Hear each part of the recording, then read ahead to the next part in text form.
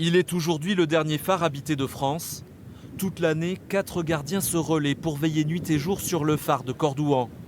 Une présence continue indispensable selon les membres de cette association pour éviter que le monument ne soit vandalisé.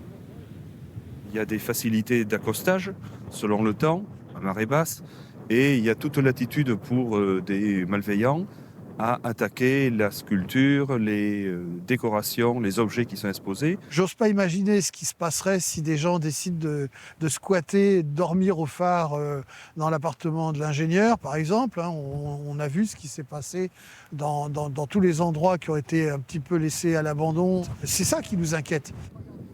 Depuis 2010, le phare de Cordouan est géré par un syndicat mixte, mais l'État en est toujours le propriétaire. Avec un déficit annuel évalué entre 200 et 300 000 euros, des économies doivent être réalisées.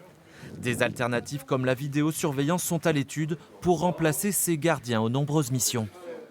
Ils font non seulement du simple gardiennage, mais ils servent également de guide pour les touristes lors de la visite. Et aussi et surtout, ils contribuent à l'entretien et à la surveillance journalière du phare.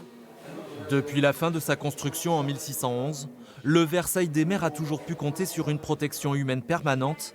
Pour tous les Médocains, l'histoire du phare et celle de ses gardiens sont indissociables.